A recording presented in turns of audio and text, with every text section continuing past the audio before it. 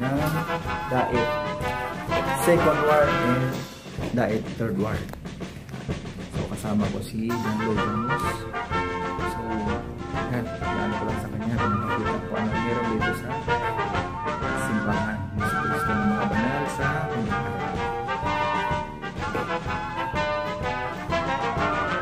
Okay. Hindi, sama na.